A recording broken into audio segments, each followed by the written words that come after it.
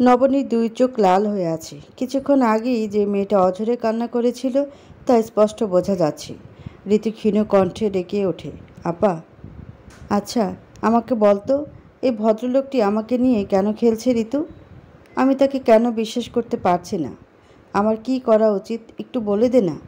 নবনী বোনকে জড়িয়ে ধরে এমনি মধুর বিরহে আর্তনাদ করে ওঠে। সেই বিরহের সুর স্বয়ং ঋতুর বুকের মধ্যখানেও গিয়ে আঘাত করল। ঋতু কোনো জবাব দিতে পারে না, কেবলই অধমুখী হয়ে নীরবে বোনকে সাপোর্ট করে যায়। নবনী আবার বলল, এই আমান নামক ভদ্রলোকটি এখন আমার সামনে মুখোশ পড়ে আছে, তাই না? তুই সত্যি করে বল ঋতু। না আপা, উনি নিতান্তই ভদ্রলোক। আমান ভাইয়া শুধু তোমাকে ভালোই বাসে না, বরং তোমার জন্য তার ভেতরে যথেষ্ট পরিমাণ শ্রদ্ধাবোধ আছে। আমি কি বলি আপা, আমান ভাইয়ের ব্যাপারে একটু ভেবে দেখতে পারো, তুমি ঠকবে না। আমার চোখের সামনে থেকে সরে যেত, বিরক্ত হচ্ছি। আপা, তুমি সব সময় এমন আচরণ করতে পারো না। আমি তোমার ছোট, ঠিক আছে, কিন্তু একেবারে বাচ্চা নই। ভালো মন্দ চেনার ক্ষমতা আমারও আছে। তাই তোমার জন্য আমার কাছে যেটা সঠিক মনে হবে আমি তোমাকে সে সিদ্ধান্ত দেবই। বুঝতে পেরেছ? হ্যাঁ, অনেক বুঝেছি। তুমি এত ভয় না পেয়ে একবার আমান ভাইয়ের সাথে স্বইচ্ছে কথা বলে দেখো। নিজের মনকে একটু সহজ করেই দেখো। জীবনে একবার ঠকেছে বলে কি সারা জীবন সেখানেই থেমে থাকবে? একবেলার খাবার পছন্দ না হলে সারাদিন পেট খালি রাখো? নিশ্চয়ই না। তাহলে জীবনের সিদ্ধান্তে এমন অবুঝ কেন আপা? এতকাল তুমি আমাকে জীবনের ব্যাপারে বড় বড় পরামর্শ দিয়ে এসেছো, আর আজ নিজেই অবুঝের মতো করলে হবে? নবনী সচকিত চোখে বোনের দিকে তাকায়। সে তো খুব ভালো করেই জানে নিজের জায়গায় দাঁড়িয়ে অন্যকে জ্ঞান দেওয়া যত সহজ, সে বিষয়টি নিজে মুখোমুখি হওয়াটা ঠিক কত কঠিন। অধিকাংশ মানুষ জীবনের অর্ধেক সময় পার করে দেয় একজন উপযুক্ত জীবনসঙ্গীর জন্য নিজেকে উপযুক্ত করে তুলতে, আর বাকি জীবন পার করে সেই সঠিক মানুষের জায়গায় অন্য কাউকে জীবনে পেয়ে ভুগতে ভুগতে। বেশ কিছুদিন কেটে যাবার পরেও নবনের পক্ষ থেকে বিশেষ সাড়া পাওয়া গেল না। তাকে নিয়ে আর আমানের বাড়িতে কথা ওঠে না। বিশেষ করে ফৌজিয়া সবসময় মেয়ে পক্ষের কথা চেপে রাখে, না রেখে উপায় নেই। তার চেপে রাখানো একমাত্র ভাই জীবনে প্রথম কোনো মেয়েকে এত ভালোবেসেছে, কিন্তু নবনীর এতে সম্মতি নেই। ভালোবাসার মানুষটাকে না পাওয়ার দুঃখ সে যে গোপনেই বয়ে বেড়ায় তা এ বাড়ির সবাই জানে। নতুন করে তার ব্যাপারে আলাপ উঠলে আমানের দুঃখ বাড়ানো ছাড়া কমবে না। রাতে খাবার সময় ডাইনিং টেবিলে আমানকে পাওয়া গেল না। সে হাসপাতাল থেকে ফিরে রুমে এসে শুয়ে পড়ে। অন্যদিন হলে ঘণ্টাখানিক টিভি দেখত, কিন্তু গত 3 দিন সে টিভির ঘরে ঢুকছে না। ফৌজিয়া এক প্লেটে খাবার তুলে ভাইয়ের রুমে ঢুকলো। আমান তখন কপালের উপর ডান হাত ভাঁজ করে ধরে শুয়ে আছে। ফৌজিয়া খাবারের প্লেটটা পাশের টেবিলের উপর রেখে বলল, তুই ডাক্তারি পাশ করেছিস কিভাবে বলতো? পরীক্ষার সময় টুকলি করেছিলি নাকি? অকস্মাৎ বোনের মুখে এমন প্রশ্ন শুনে আমান কিং কর্তব্য বিমূঢ় হয়ে সেভাবেই বসে রইল। প্রশ্নের কারণ খোঁজার চেষ্টাও করল না। ফৌজিয়া আবার বলে, নিজে ডাক্তার হয়ে মানুষকে নানান চিকিৎসা দিয়ে বেড়াস, অথচ তোর খাওয়া দাওয়ার কোনো ঠিক নেই। এটা কোনো কথা? তুই কি বাচ্চা ছেলে আমান? 20 বা ছেলেদের মতো খাবার বিমুখ হয়ে গেছিস। বোনের কথায় আমান হেসে ফেলল। সে নিজেও জানে এসব তার মানায় না। বিরহের শোকে তার যে খাবারের প্রতি অনীহা তৈরি হয়েছে এমনটাও নয়। মানুষের খাবার গ্রহণের একটা মনস্তাত্ত্বিক থিওরি আছে। বিজ্ঞানসম্মত প্রমাণ না থাকলেও আমানের দাদা খুব করে কথাটি বিশ্বাস করতেন। মানুষের স্বভাবে মাসের 15 দিন খাবারের প্রতি প্রচণ্ড টান থাকে। সবসময় ক্ষুধা ক্ষুধা অনুভূতি আসে, মনে হয় কী খাই। আবার 15 দিন ঠিক তার উল্টো। সেই মুহূর্তে 3 বেলা খাবারে বদহজম হয়ে যায়। আমানের অবস্থা হয়েছে ঠিক তাই। সে বোনকে জবাব দেয়, আপা, আমি কি ভালোবাসিনি? যদি ভালো না বাসতাম তবে নিজের প্রতি আফসোস থেকে শোক পালন করতাম, কিন্তু আমি তো তাকে নিজের সমস্ত অনুভূতি দিয়েই ভালোবাসি। এক বিন্দু স্থানও ফাঁকা রাখার সুযোগ সেখানে নেই। কোন আফসোসের শোক পালন করব বলতো? ভাইয়ের কথা শুনে ফৌজিয়া মুগ্ধ হয়ে যায়। তার হঠাৎ মনে হচ্ছে ভালোবাসার অনুভূতিটা আসলে এরকম পরিণত বয়সেই আসা উচিত। এতে যাকে আমি ভালোবাসবো তার জন্য আসমান সমান সম্মান চলে আসবে। কারো প্রতি কারো অভিযোগ থাকে না, অনুরাগ থাকে না। সে ভাইকে জানায়, নবনী নারাজ হবার যথেষ্ট কারণ আছে। এর জন্য শুধুমাত্র তুই দায়ী। তুই কি জানতিস না যে ঋতুর বড় বোন আছে? আমরা ঋতুকেই তোর জন্য দেখতে গেছিলাম। এসব বলিনি তোকে? তারপরেও ছোট বোনের সামনে ছ্যাবলার মতো বড় বোনকে বিয়ের প্রস্তাব দিয়ে বসলি। একজন ডিভোর্সি মেয়ে হিসেবে ওর কেমন অনুভব হতে পারে তোর বোধ হলো না? বোধ হলে কি সামনাসামনি বলতাম? সারা জীবন পড়াশোনা করে এত স্বল্প সময়ে নামি ডাক্তার হয়েও আমি যে পাশাপাশি এত বড় গাধা হয়ে উঠব আগে কি জানতাম?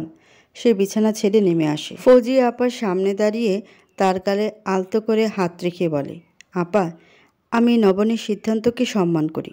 তোমার স্বামী অর্থাৎ সাইমন ভাইয়া যখন অ্যাক্সিডেন্টে মারা গেলেন তখন তোমার কি পরিমাণ স্ট্রেস গেছে আমি জানি। ওরও তো প্রায় একই, তাই না? তবে আপা, আমি ঋতুকে চেনার আগে নবনীকে চিনি, পছন্দ করি, এটাই সত্যি কথা।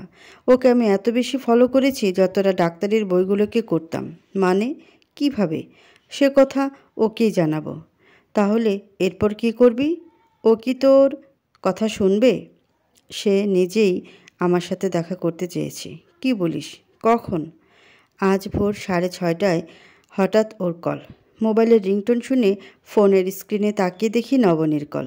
রিসিভ করলাম। ওর নাম ধরে ডাকতেই হেসে ফেলল আর বলল, আপনি সত্যিই ভদ্রলোক। না হলে গোপনে কবে কবে আমার নাম্বার নিয়েছেন, অথচ আজ অবধি কল দেননি। আপনার সাথে দেখা করতে চাই, সময় হবে? ওর কথা শুনে আমি রীতিমতো অবাক হয়ে গেলাম। কাল বিকাল 5:30টায় ওর অফিসের ওদিককার সে পার্কটাতে, যেখানে সেদিনও হুট করে রেগে চলে গেছিল। অদ্ভুত সুন্দর ব্যাপার না আপা? আমানের চোখে মুখে যেন তারার মতোই আনন্দটুকুও ফুটে উঠছে। ব্যাপারটা বুঝতে পেরে ফৌজিয়া বলল, তুই সত্যিই ওর প্রতি এত দুর্বল হয়ে গেছিস? অবাক হচ্ছি। আমি কি একটু বেশি ছেলে মানুষই করছি আপা? তা তো একটু করছিসই, তবে পুরুষের মাঝে প্রিয়জনের জন্য এরকম একটু আধটু পাগলামি থাকা ভালো। সবাই তো আর তোর মতন করে আহ্লাদ দেখা না। তারা তো নিজের পুরুষত্বের ঠাট বাট বজায় রাখতেই ব্যস্ত। তোর দুলাভাইকে দেখিসনি? তুই যে তাদের ব্যতিক্রম, এ নিয়ে তো বোন হিসেবে আমার গর্ব করা উচিত। দুলাভাইয়ের কথা উঠতেই আমলের খেয়াল হলো, ফৌজিয়া আপাকে পুনরায় বিয়ে দিতে কি দুর্বিষহ অভিজ্ঞতার মুখোমুখি তাদের হতে হচ্ছে। তবে কি আপনার যন্ত্রণাগুলো খুব কাছ থেকে দেখার ফলেই তার নবনীর প্রতি এত দুর্বলতা প্রকাশ পাচ্ছে? কি জানি। মানুষের মন কত কারণে কত দিকে গলিত দলিত কিংবা মথিত হয়। তবে যাই হোক, নবনীকে সে ভালোবেসে ফেলেছে। সাংঘাতিক রকমের ভালোবাসা।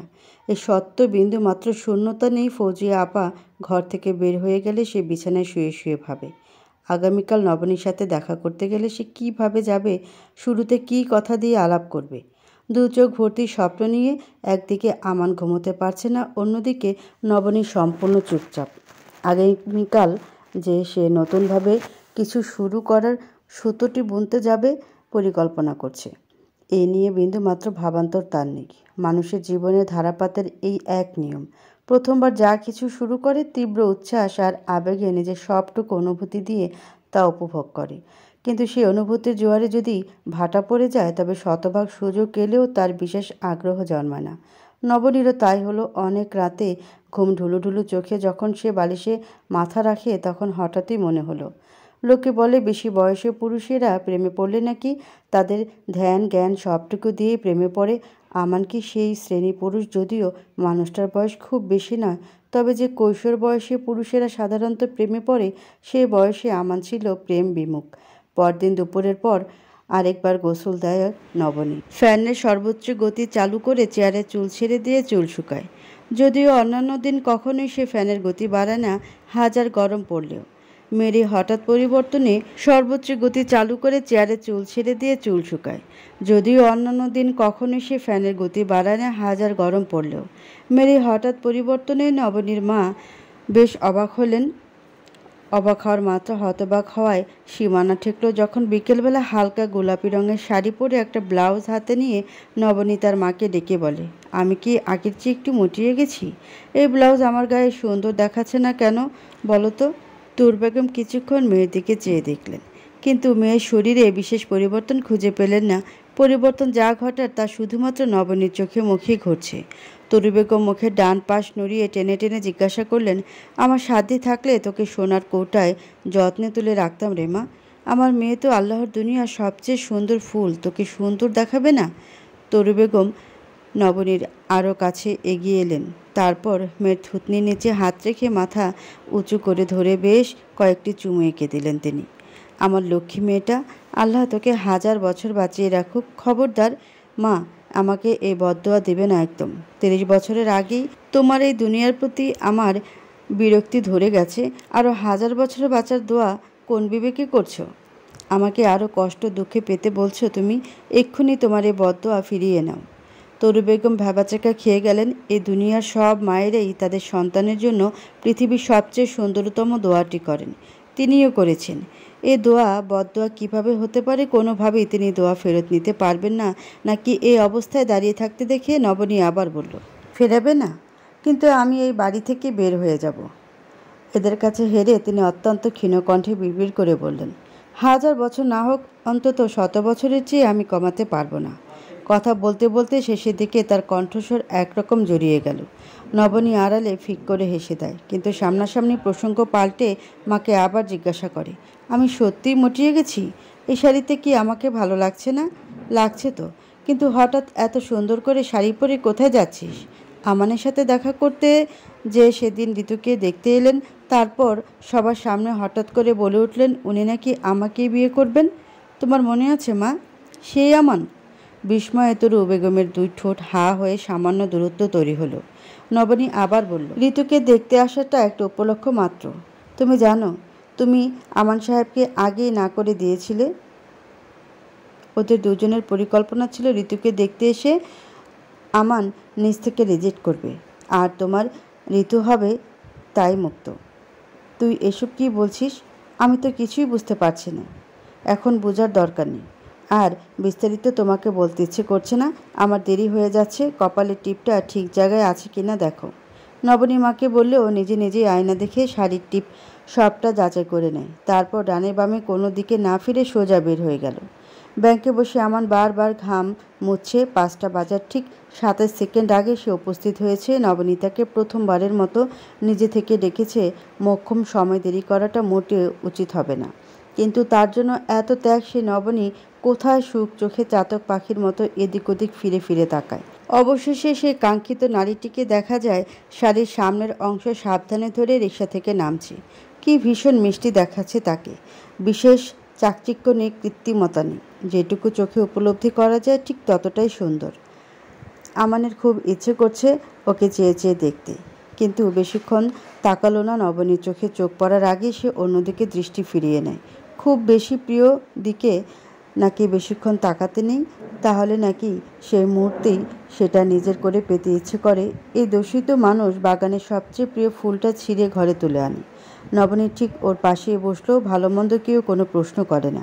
শুধু নবনী হঠাৎ সরাসরি প্রশ্ন করে উঠল, আমাকে সত্যি সত্যি বলুন তো, এবার আমাকে কেন বিয়ে করতে চান?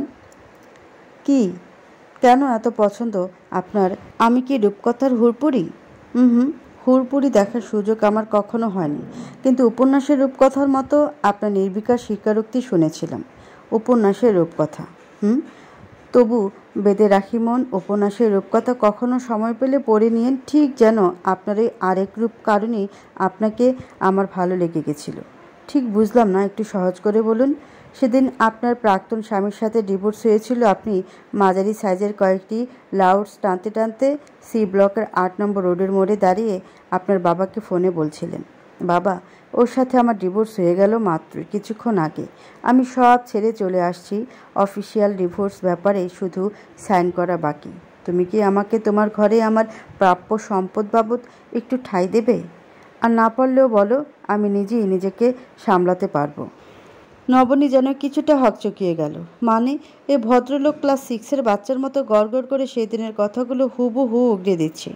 আমান আবার বলতে থাকে, ঠিক সেই সময় আমি আপনার পাশে দাঁড়িয়েছিলাম। আপনি আপনার বাবার সাথে আরও প্রায় মিনিট 2-এর মতো কথা বললেন। তারপর রিকশা ডেকে চলে গেলেন। রিকশাতে ওঠার সময় আপনার সাথে আমার চোখাচোখিও হয়েছিল। আরে সত্যিই তো, একটা ছেলেকে আমি দাঁড়িয়ে থাকতে দেখেছিলাম। তবে আমাদের বাসায় এসে যেদিন গিয়েছিলেন সেদিন চিনতে পারলাম না কেন? কারণ আপনি তো সেদিন শুধু একটা মানুষকে দেখেছিলেন, আমাকে নয়। হঠাৎ ডিভোর্স হয়ে যায়, স্বামীর ঘর ছেড়ে এসে বাবার কাছে কল দিয়ে একটু আশ্রয় চাই, সে ওই মুহূর্তে লক্ষ্য করবেই বা কীভাবে? আপনার জানা প্রয়োজন। আমার ঠিক সেই মুহূর্তেই আপনার প্রতি মুগ্ধতা সৃষ্টি হয়েছিল। এমন কঠিন মুহূর্তে এত শক্ত থাকতে পারে, তার ধৈর্য শক্তি কতখানি তা একজন ডাক্তার হিসেবে আমি ঠিকই অনুভব করতে পারি। আর এর সাথেও টের পাই আপনি ভেতরের অনুভূতিগুলো কত গোপনেই চাপা দিয়ে রাখতে জানেন। জানি না কেন সেদিন আপনাকে ওইভাবে সত্য কথা বলতে দেখেই আমার ভালো লেগে গেছিল। আপনি আমাকে জিজ্ঞেস করেন আপনাকে ভালোবাসার নির্দিষ্ট কারণ কি, তবে আমি হয়তো সির্ফ এইটুকুই দেখাতে পারবো। নবনীত কিছুক্ষণ চুপ করে রইল। পৃথিবীতে এতদিন বোধহয় তার জন্য এই অদ্ভুত পুরুষটি অপেক্ষা করছিল। এই মানুষটির সাথেই তার মিল বন্ধন জুড়ে দিতে এতগুলো দিন এতগুলো বাকের খেলা করলেন। নবনী উত্তর খুঁজে পায় না। একবার শ্বাস নিয়ে জিজ্ঞাসা করে, এরপর এরপর এই যে আজ এখানে। হুম, আমি জিজ্ঞাসা করেছি আমাকে ফলো করার ভূত মাথায় ঢুকলো কবে থেকে? আপনি ঠিক কেমন জানেন? কোকোনাট, যার বাইরে শক্ত ভিতরে কোমলতায় ছাওয়া। আর এমন মেয়েরা শত ঝড়েও নিজেকে এবং পরিবারকে আগলে রাখতে জানে, যদি সেখানে তার সম্মান আর স্থানটুকু বজায় থাকে। চলে যাবার পর আমার হঠাৎ মনে হলো এই মেয়েটিকেই আমার জীবনে খুব করে প্রয়োজন। পাশের দোকানদারের থেকে আপনার নাম জানলাম। এরপর সোশ্যাল মিডিয়ায় অনেক খুঁজেছি, ফেসবুকে পাইনি, তবে হাল ছাড়েনি। আপনার প্রাক্তন শ্বশুরবাড়িতেও কৌশলে যোগাযোগ করে ইনস্টাগ্রামে আপনাকে ঠিকই খুঁজে পেয়েছিলাম, আর সেখান থেকে ফেসবুকের লিঙ্কও। এই তো সেই থেকেই আবার স্টক করা শুরু। আপনি অনেক ভারী ভারী কথা স্ট্যাটাস দেন। প্রথম প্রথম আমার বুঝতে অনেক প্যারা খেতে হতো, এখন শিখে গেছি। আচ্ছা ওয়েট, কী হলো আবার? আপনি ভাবছেন তবে কি প্ল্যানিং করে আমি ঋতুকে দেখতে গিয়েছিলাম? জবাবে নবনী মৃদু হাসল।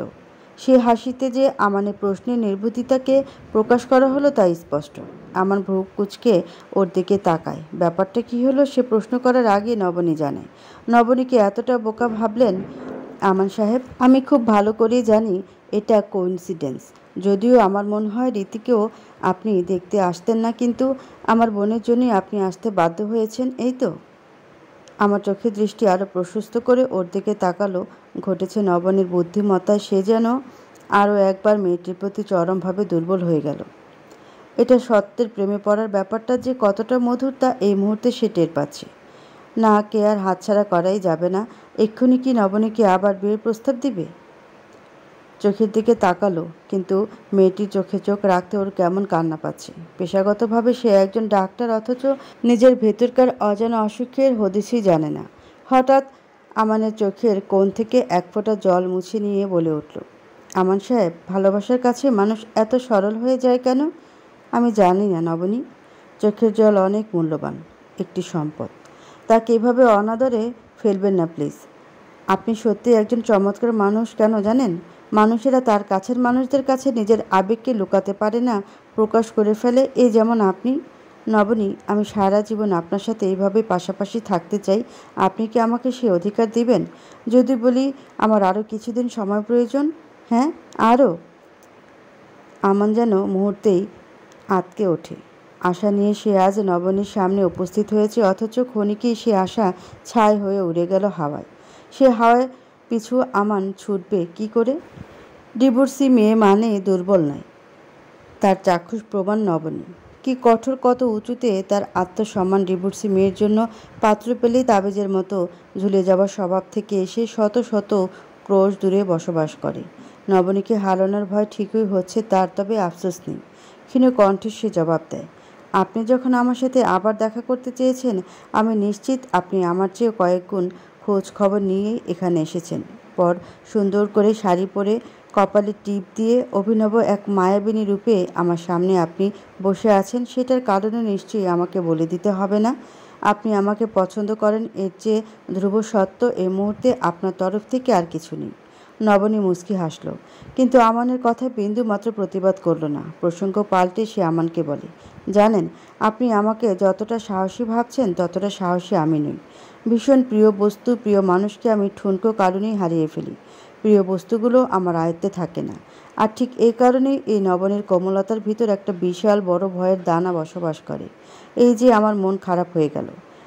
আমার ইদানিং এইভাবেই হুটহাট মন খারাপ হয়, কান্না পায়, তখন ভীষণ করে আমার মাকে দেখতে ইচ্ছে করে। আমি কি আপনাকে বাসায় ড্রপ করে দিয়ে আসবো?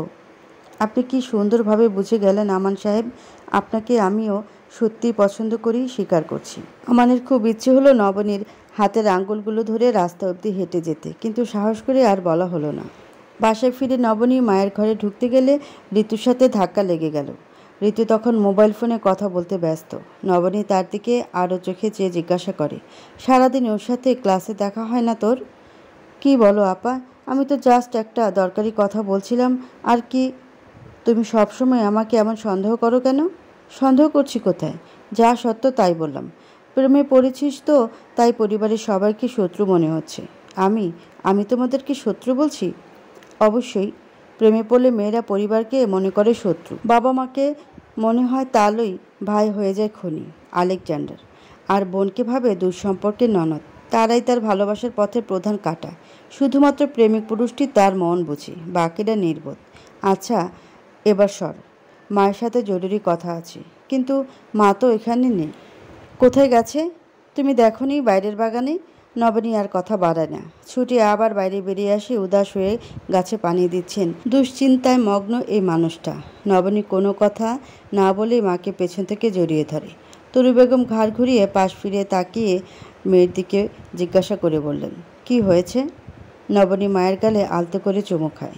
মেয়ের চোখে মুখে যে আনন্দ ঠিকরে পড়ছে তা তরু বেগমের ঠিকই অনুভব করতে পারছেন। কতকাল পর যেন তার নবনী হাসছে। দুই চোখ চলাচল করে ওঠে। নবনী সেভাবেই মাকে জড়িয়ে ধরে জানায়, মা, আমার মনে হলো আমাকে আবার বিয়ে করা উচিত। ছেলেটার সাথে মিশেছি, হেঁটেছি, ওর ধৈর্যের পরীক্ষাও আমি নিয়েছি। He is a nice guy. তুই সত্যি বলছিস? নবনী ঠোঁটের কোণে মৃদু হাসি রেখা টেনে জবাব দেয়, মা, তুমি তোমার মেয়েকে খুব ভালো করেই জানো। আমাকে কেউ বিন্দু মাত্র অসম্মান করবে এমন ব্যক্তিকে এই স্থান থেকে আমি 100 মাইল দূরে সরে যাই। রাতে আমার সাথে যেটা ঘটেছে তার জন্য আমার বিন্দু মাত্র আফসোস নেই, কিন্তু আমানও যদি সেই একই পথে হাঁটে তবে আমি হয়তো থেমে যাব। বারবার মানুষকে ভরসা করা যায় না, এতটা সহ্য ক্ষমতা আল্লাহ কোনো মানুষকে দেন নেই। আর এই বিষয়টা জেনে বুঝি আমি আমান ফাহমিকের কাছ থেকে জানার চেষ্টা করেছি। তার সম্পর্কে যথেষ্ট খোঁজখবর নিয়ে তবেই আমার এই সিদ্ধান্ত। তোর সিদ্ধান্তে আমি ভীষণ খুশি হয়েছি মা। আমার ফোন কই? ফোনটা দে না। আমি এখনই কল দিয়ে তোর বাবাকে খুশির খবরটা জানাতে চাই। মায়ের খুশি দেখে নবনী মুচকি হেসে মাকে মোবাইল ফোনটা এগিয়ে দিয়ে নিজের ঘরে ফিরে আসে। ঘরে ঢুকে সে জানালার পর্দা সরিয়ে দেয়। যেভাবে শাড়ি পরেছিল সেটা সেভাবেই পরে জানালার পাশে এসে একটা চেয়ার টেনে বসে পড়ে। সন্ধ্যা নেমে আসা আলো যেন ঠিকরে পড়ছে ওর জানালায়। বাগান থেকে তার মায়ের লাগানো বেলি ফুলের স্বরূপ ভেসে আসছে মুখের মুহূর্তে। নবনীর সুখে যেন মরি মরি অবস্থা। সে আবার নতুন করে নিজেকে সাজিয়ে তুলবে, নিজেকে বাসাবে আর ভালোবাসবে আমান ফাহমিকে বাসাবে। সে নিজের ডায়েরিটা বের করে নিজের একান্ত ব্যক্তিগত কিছু কথা সাজাতে শুরু করে শব্দের মায়াজালে। নতুন করে কারোর সাথে জীবন সাজাতে হবে এ কথা সাত স্বপ্নেও ভাবেনি। একবার ভয়ঙ্করভাবে অপমানিত হবার পর আমি মানুষকে বিশ্বাস করতেই ভুলে গেছিলাম। আমান ফাহমিকে জানার পর আমার সিদ্ধান্ত পাল্টাতে বাধ্য হলাম। মানুষটাকে প্রচণ্ড ভালো বলবো না, তবে মানুষকে সম্মান দেবার অভ্যাসটুকু তার মধ্যে আছে। আর আমি আমার লাইফ পার্টনারের থেকে ঠিক এইটুকুই সবার আগে চাই। আমি জানি আমাকে কখনোই কোনো বিষয়ে না করবে না, কিন্তু নিজের পরিচয়টা আমাকে ধরে রাখতে হবে। বর্তমানে আমি যে জবটা করছি বেশ ভালো, এটা আমি ছাড়তে চাই না। এই চাকরিটা আমার কয়েকটি পরিচয়, অথচ আমানের এ নিয়ে বিন্দুমাত্র সমস্যা নেই। এ যোগ্য পুরুষ আমি আর কোথাও পেতাম খোদা? বলে দিতে পারো আমি এই মানুষটির সাথে সারা জীবন থাকতে চাই, সারাটা জীবন। ডায়েরি লেখা শেষ করে সে আবার জানালা লাগিয়ে দেয়। তারপর ঘরে মোবাইলে মৃদু আলো দিয়ে একটানে নিজের শাড়ি খুলে ফেলে সে। এই শরীরে এক সময় অন্য পুরুষের স্পর্শ লেগেছিল। এই দাগ তুলে ফেলার ক্ষমতা ওর নেই, তবে সম্ভব হলে তাই করত। অতীত সুন্দর হলে তাকে আঁকড়ে ধরে বাঁচতে ইচ্ছে করে, কিন্তু সেই অতীত যদি মানুষের জীবনের সমস্ত খুশিটুকুই কেড়ে নেয় তবে অতীতে সেই স্মৃতির বিচ্ছেদ করে দেওয়াটাই উত্তম। নবনী নিজের শরীরের প্রতি খুব বিরক্ত লাগছে। হঠাৎ এইখানে যে নকিবের ছোঁয়াও লেপ্টে আছে তা সে কীভাবে কাটাবে? ওর খুব ইচ্ছে করছে চামড়াগুলো খুলে ফেলে দিতে, কিন্তু তাই কি সম্ভব? ওয়েট 1 মিনিট, এসবের দরকারই বাকি। যদি ভালোবেসে শরীরে একটি বিশাল অংশ জুড়েই জড়িত, ভালোবাসার শরীর না থাকলে মানুষ আর কি বাচ্চা না হওয়ার অপরাধে এই যে কিছু ডিভোর্স দেয়, বা স্বামী স্ত্রী কারো একজনের ত্রুটি থাকলে অন্যজন কি এভাবে পরকীয়ায় শক্ত হয়? ইস, পৃথিবীর সমস্ত নেগেটিভ চিন্তা মাথায় এসে ভর করছে ওর। আমি কি বেশি খুশিতে পাগল হয়ে গেলাম নাকি? ভয়ে আবল তাবল ভাবছি। আবার আমাকে ভালোবাসে, সত্যিই ভালোবাসে? ওর আমার প্রতি অনুভূতিগুলো এই পৃথিবীর সবচেয়ে সুন্দর অনুভূতির একটি। নবনী আয়নার দিকে আরও একটু ঝুঁকি এগিয়ে গেল। হঠাৎ আয়নার সামনে আবছা অন্ধকারে নিজেকে রুদ্ধশ্বাসে দেখতে ওর ভীষণ ইচ্ছে করছে। নিজের এই বিচ্ছিরি ইচ্ছের প্রতি আজ তার ঘৃণা নেই, বরং অদ্ভুত এক ভালো লাগা কাজ করছে। এই বুকে সে আমানকে জড়িয়ে রাখতে চায়, ঠিক যেন গভীরে, যেখানে তাকে জড়ালে 1000 বছর বাঁচতে ইচ্ছে করবে, একসাথে চলতে ইচ্ছে করবে। অন্যদিকে আমান ওকে নিয়ে কি মহাস্বপ্ন গুনছে কে জানে। এই মানুষটার বাচ্চা আমি দেখতেও ভালো লাগে খুব। দুই পক্ষ থেকে বিয়ের কথা পাকাপাকি হয়ে গেল, তবে ছেলে পক্ষ এবার আর মেয়ে দেখতে গেল না। একই মেয়ে বারবার দেখতে আসার নাটক করতে আমান সাহেব পছন্দ করেন না। তার উপর আমাদের কারণে তো আরও নয়, হোসেনকে ঠিকই যথেষ্ট খোঁজখবর নেওয়ার অনুরোধ তিনি করেছেন। যদিও ফরিদ হোসেনের এসব নিয়ে মাথা ব্যথা নেই। ঋতুকে সেই দেখতে আসার দিনই এই পরিবার সম্পর্কে যথেষ্ট ধারণা তিনি পেয়েছেন। নিজের মেজশালা বাবুকে নিজ দায়িত্বে ভালো মন্দ যাচাইও করিয়েছেন। চারপাশের এত ইতিবাচক দিকের মধ্যে নেতিবাচক দিকগুলো খুঁজে পাওয়া যায়। আজ রাতে আমান এবং নবনীর বিয়ে। বিয়েবাড়ির গেটের সামনে বড় করে ফুল দিয়ে সাজিয়ে লেখা হয়েছে নবনী ওয়েটস আমান। গতকাল থেকে টুকটাক আত্মীয় স্বজন আসা শুরু করেছেন। যদিও নবনী চায়নি তার এই দ্বিতীয় বিয়েতে আত্মীয়রা কেউ আসুক, কিন্তু ফরিদ হোসেন একান্ত কাছের মানুষগুলোকে বাদ দিতে পারলেন না। পরিবেশন সবাইকে বলে দিলেন অতিথিদের খাতির যত্নে যেন ত্রুটি না হয়।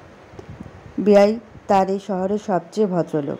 সন্ধ্যার পর বরযাত্রী এসে হাজির হবে, আর মাত্র কিছুক্ষণের অপেক্ষা। নবনীকে লাল টুকটুকে শাড়ি পরানো হচ্ছে, কিন্তু ও সব কিছু কেমন যেন লাগছে, যেন কিছু একটা এলোমেলো হচ্ছে।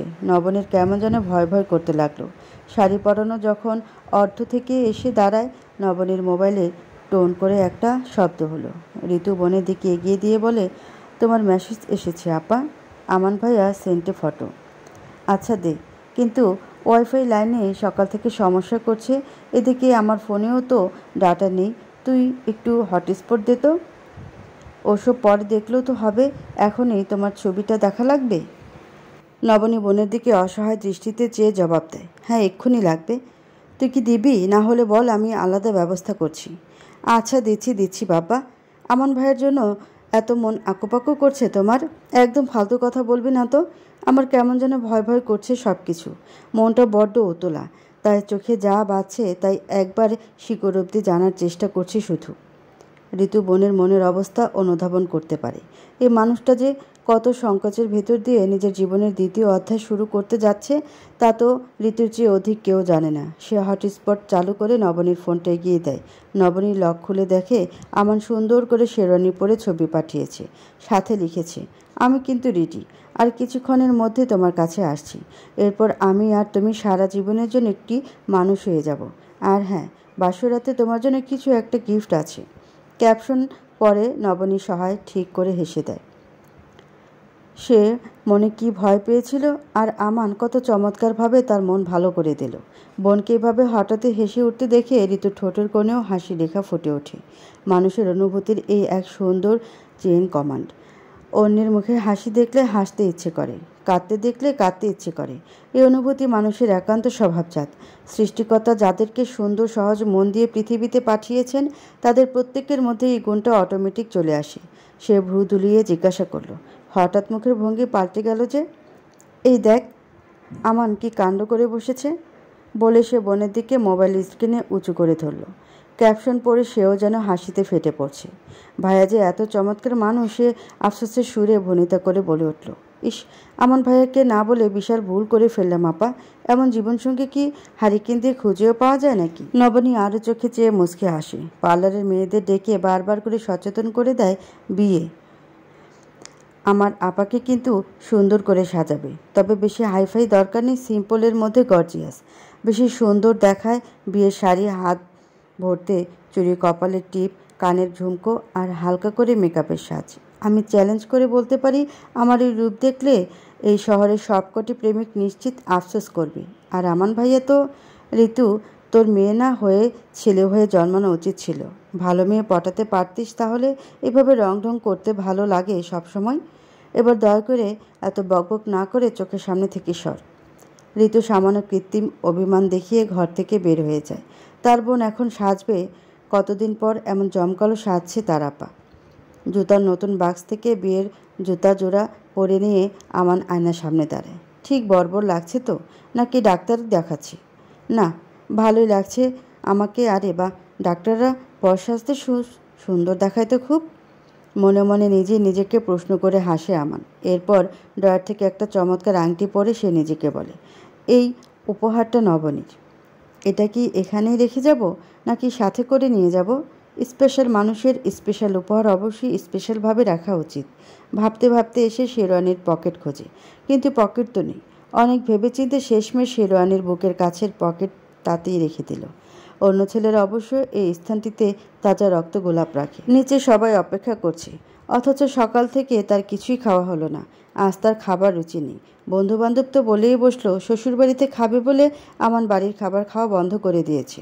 আবার নবনীর হাতে খাওয়ার জন্য অপেক্ষা করছে কিনা কে জানে। বরযাত্রীর গাড়ি প্রস্তুত। 3টির একটাতে আমান বসলো। ছেলের পাশে তার বাবা আরমান খান বসতে চাইলেও আমানের বন্ধুদের কারণে আর পাত্তা পেলেন না।